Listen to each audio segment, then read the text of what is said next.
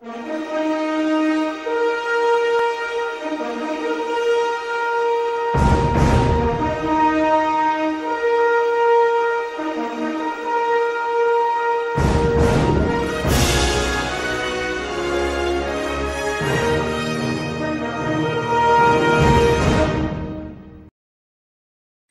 eu vou falar sobre a biografia de Getúlio Vargas.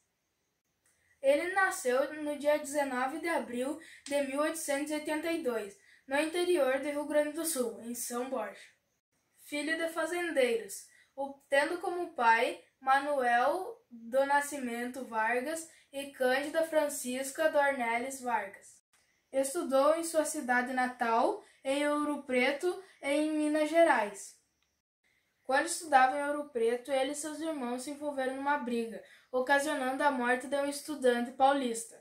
Quando estava voltando para o Rio Grande do Sul, ingressou no 6º Batalhão de Infantaria em São Borja, logo sendo promovido para sargento. Em seguida, entrou para a Escola Preparatória Tática de Rio Pardo. Logo depois, ingressou no 25º Batalhão de Infantaria em Porto Alegre. Em 1903, abandonou a vida militar e foi para a Faculdade de Direitos. Em 1907, concluindo o curso em Porto Alegre, voltou para São Borja para exercer a advocacia. Em 1909, foi eleito deputado estadual do Rio Grande do Sul. 1913, reeleito deputado estadual, que renunciou no mesmo ano. 1917, retornou à Assembleia Legislativa. 1919 e 1921, reeleito deputado estadual. 1924 a 1926, deputado federal.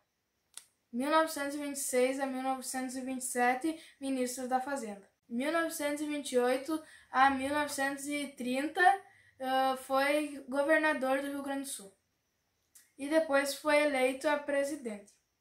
Foi presidente do Brasil em 2 períodos. No primeiro período foi de 1930 até 1945, que se dividiu em 3 fases.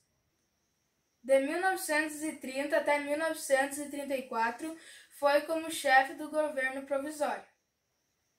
De 1934 até 1937, como presidente da República Constitucional. E de 1937 até 1945, como ditador. No segundo período, ele foi eleito democraticamente. Ele atuou de 1950 até 1954, quando ele morreu. Casou-se em São Borja, na casa de residência do Antônio Sarmanho, com Darcy Sarmanha Lima, de 15 anos de idade, no dia 4 de março de 1911. Teve 5 filhos. Então essa foi a biografia de Getúlio Vargas.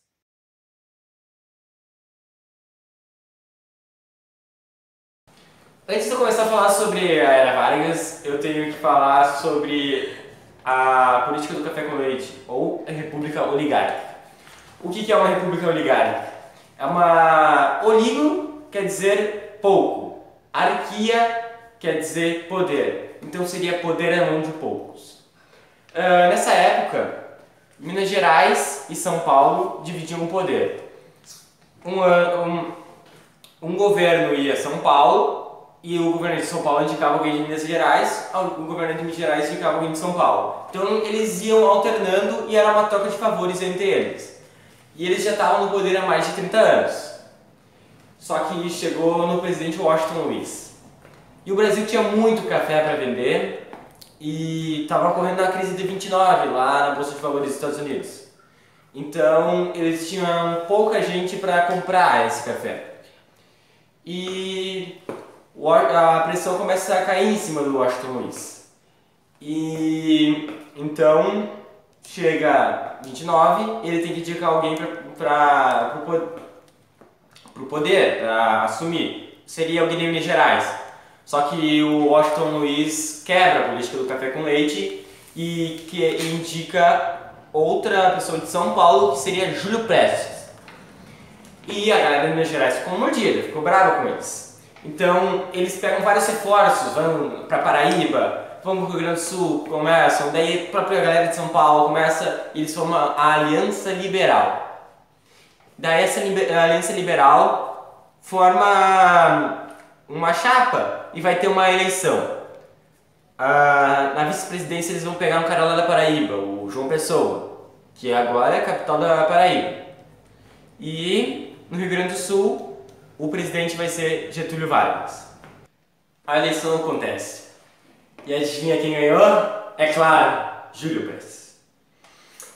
E a galera da Aliança Liberal, o que vai fazer? Vai pedir vaga no governo.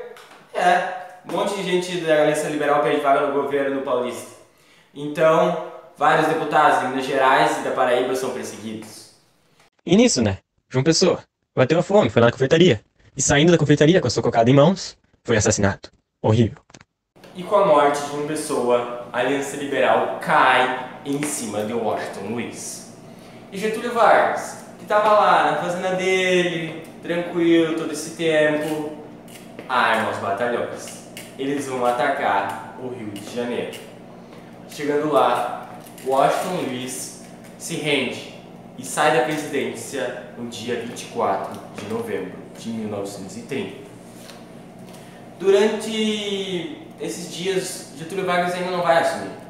Teremos 10 dias de uma junta governativa provisória, que serão 3 caras. Vou mostrar agora. Esses 3 caras que vão formar uma junta governativa provisória por 10 dias são Augusto Tarso Fragoso, José Isaías de Noronha e João de Deus Meza Barreto. Dia 3 de novembro, assume ele, o Getulhão, e vai dar uma movimentada no Brasil. Mentira que ele só tem 1,75 m. Já em 1930, em 26 de novembro, Getúlio Vargas cria o Ministério da Saúde e da Educação e o Ministério do Trabalho, da Indústria e do Comércio. E agora já começando. Em 1931, Getúlio Vargas tinha roubado o lugar da elite do café. E o que ele faz? Ele não quer ficar de mal, então ele dá uma adulada na elite do café. Como eu tinha dito para vocês, o Brasil tinha muito café, mas não tinha para quem vender.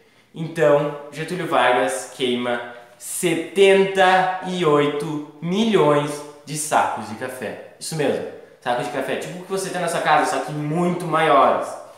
Imagina isso, 78 milhões. E agora nós temos a Revolução Constitucionalista de 32, que é uma revolta que perde, mas vamos usar esse nome porque é o nome que pegou.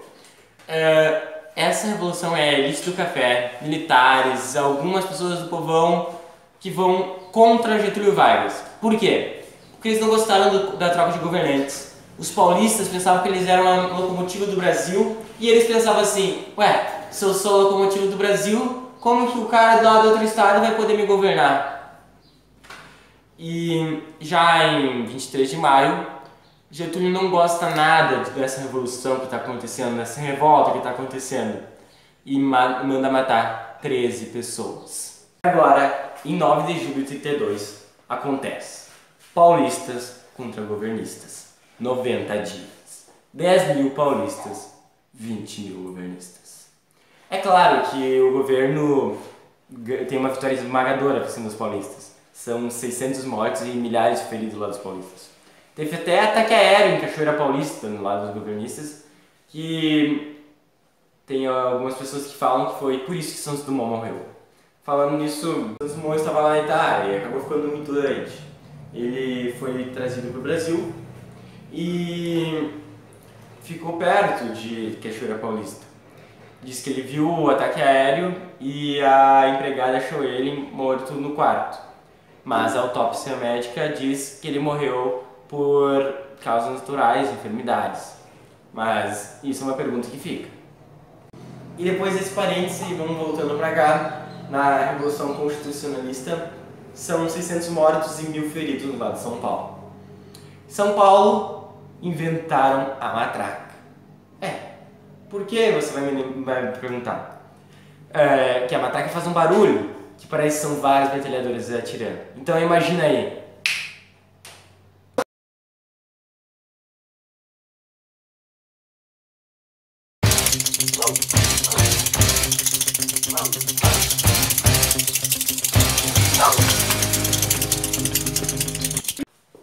Eles podem até ter se revoltado contra Getúlio Vargas, mas o Brasil é um todo e ele pagou todos os gastos que São Paulo teve.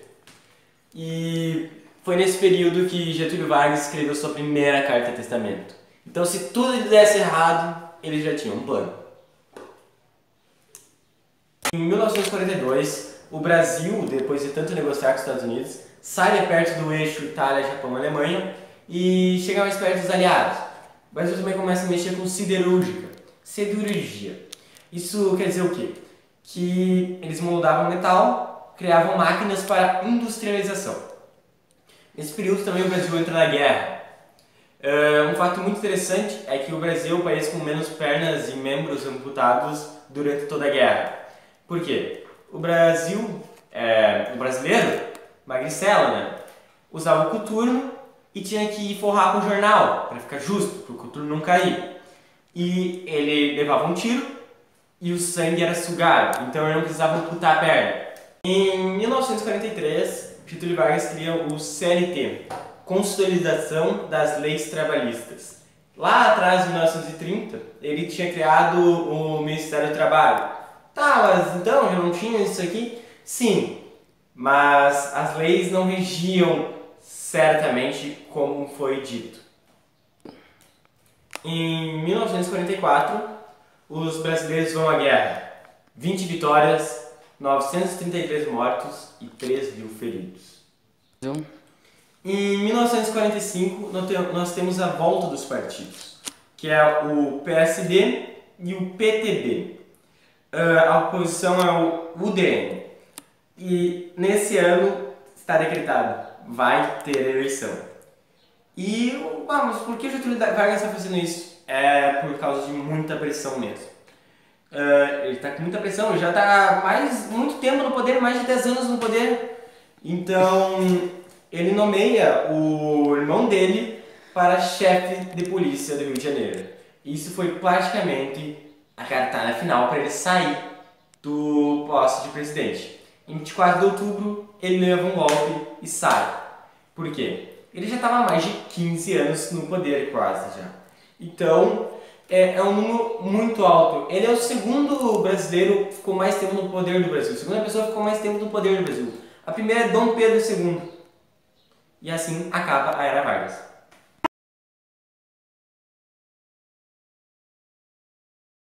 Bom, então dando continuidade ao governo de Getúlio Vargas, vamos falar do segundo governo dele, que foi de 1950 até 1954.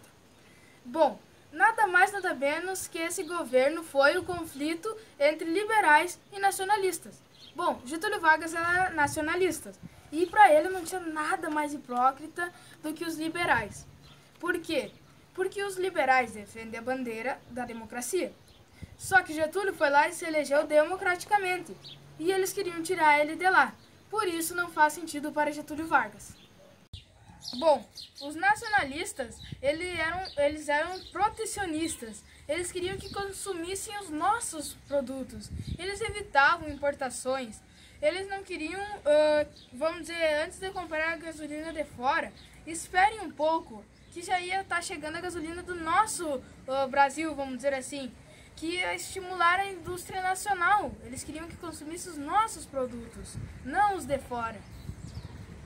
Bom, os liberais queriam que os produtos de outros países viessem para o Brasil. O porquê?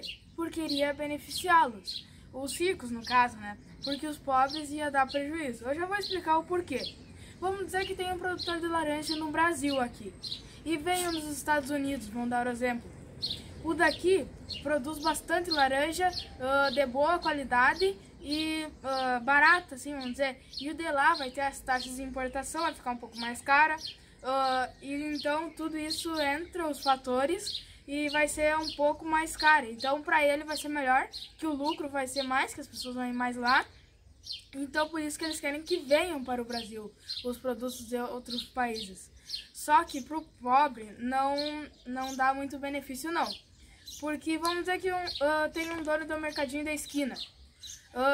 Ele não vai ter o produto de tão boa qualidade e vai ter que ser um pouco mais caro para ele ter uma renda. E vem um hipermercado dos Estados Unidos, mesmo com as taxas de importação e várias outras coisas, vários outros fatores, vai ser de melhor qualidade e ainda um pouco mais barato do que o dono do mercado do Brasil. Getúlio Vargas, já no primeiro ano de governo dele, já lança o plano quinquenal, ou seja, investir em infraestrutura, economia, energia, transporte, indústria, ou seja, proteger a economia nacional. Até o ponto que as empresas que vinham para cá só iam voltar com 10% de lucro, o resto ia ficar para nós, para o Brasil, porque ele queria investir nos nossos produtos. Algum tempo depois, houve um grande conflito por causa que foi descoberto o petróleo no Brasil. O petróleo já tinha sido descoberto na Bahia, mas agora sim, já tinham lançado máquinas para remover esse petróleo. Com isso, veio vários capitalistas de fora querendo esse petróleo. Só que Getúlio Vargas uniu a elite brasileira lançando uma campanha na mídia para proteger o petróleo. Tinha que ser nosso o petróleo. Então, eles conseguiram segurar o petróleo e foi lançado a Petrobras em 1953. Claro, ele não conseguiu segurar todo o petróleo, porque veio muito investimento dos ricos, tanto do Brasil quanto de fora dele. Então ele teve que soltar, porque a Petrobras não é 100% da brasileira. Bom, então o Getulhão deu mais ou menos 1,75 m, está sob uma balança. De um lado a favor dos nacionalistas está o PTB, o partido que ele criou, o PSD, que é o partido que ele se elegeu, né? A elite industrial, os trabalhadores operários, que são o de força braçal, e os militares até estavam do lado dele no início. Só que depois, cada vez, eles foram ficando mais liberais. Então, eles foram para o outro lado da força. Bom, os liberais são que estão contra ele, né? A elite brasileira, os comunistas, a UDN, que é o partido contra ele, a União Democrática Nacional, é o partido contra, né, dele, o Carlos Lacerda, que faz parte da UDN, que é um dono de jornal, e também os militares, que eu acabei de falar, né. Bom, a balança de Getúlio Vargas está por um fio, um assoprinho e já era. Foi quando aconteceu a inflação. Bom, para os ricos não aconteceu nada. Tô mais pobre. Tô menos rico, vamos dizer assim, mais pobre não, porque eles continuam ricos. Mas pro pobre, piorou. Porque imagina, ele ir no mercado e não conseguir comprar o que ele... fazer uma mistura e não conseguir comprar os ingredientes que faltam. Aí dá uma dor no coração, não é? Foi em março de 1953 que aconteceu uma greve de mais de 300 mil pessoas em São Paulo. E com isso também aconteceu a greve dos marítimos, que foi de mais de 100 mil pessoas no Rio de Janeiro. Getúlio Vargas ficou apavorado com isso, ele estava muito sob pressão. Mas então foi lá do interior de Rio Grande do Sul que apareceu, sabe quem? João Goulart. Na época ele era ministro do Trabalho, depois ele ia ser presidente, mas na época ele era ministro do Trabalho. Então ele foi lá e falou com Getúlio Vargas: pô, Getúlio, o que está acontecendo com as pessoas? O que elas estão fazendo essas greves?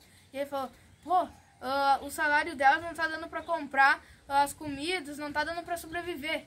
Tá, então se é aumento que elas querem, dê aumento dela para elas. Foi então que João Goulart e Getúlio Vargas aumentaram os salários das pessoas em 100%. Os trabalhadores ficaram muito felizes com essa nova aumento de salário. Só que, por outro lado, os patrões ficaram muito enfurecidos com eles, porque eles iam ter que pagar o dobro, mais do que isso, para os empregados deles. Então, aí começou uma pressão muito grande para Getúlio Vargas. Você lembra da balança de Getúlio Vargas? Já era. Também, os patrões descontentados com o que tinham que pagar para os seus empregados começaram a dar muito dinheiro para os jornais para falarem muito mal de Getúlio Vargas. Só que tinha um dono do jornal que falaria isso de graça, Carlos Lacerda.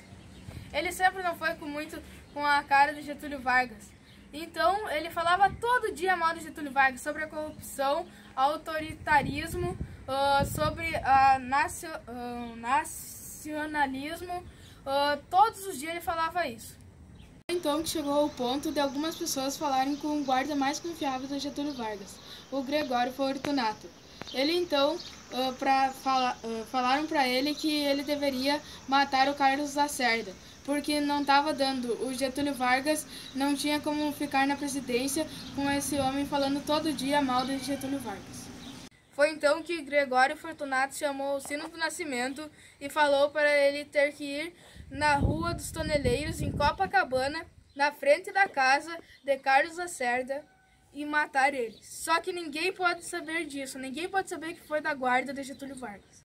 Então, no dia 5 de agosto de 1954, na madrugada, Alcino do Nascimento foi lá, na frente da casa do Carlos Lacerda, e ele já estava chegando de carro, junto com o Major e seu filho. Quando Alcino do Nascimento foi atirar, pegou no peito do Major, e aí, quando o Carlos Lacerda saiu correndo para a garagem, pegou um tiro no pé dele. E um guarda que estava na rua viu os tiros e foi lá. E o Carlos Lacerda também saiu com um revólver. Mas só que o Alcino do Nascimento já tinha fugido de táxi. Só que o guarda conseguiu anotar a placa. Foi então que começou as investigações e descobriram que foi da guarda de Getúlio Vargas. Todo mundo estava contra ele. Não tinha como, vamos dizer, ficar do lado dele, sendo que ele mandou matar um repórter. Nem que foi ele que mandou matar. Só que como que ia provar isso? Então, todo mundo ficou contra ele, e até seu vice, que era o Café Filho. Então, foi que ele falou: só me tiram desse palácio morto. Bom, então foi no dia 24 de agosto de 1954 que Getúlio Vargas se suicidou. Uns dizem que foi suicídio, outros dizem que foi homicídio, mas ninguém sabe bem ao certo o que foi. Então foi esse o segundo governo de Getúlio Vargas. Now the world don't move to the beat of just one drum. What might be right for you may not be right for some. A man is born, he's a man of means. Then along come two, they got nothing but the dreams, but they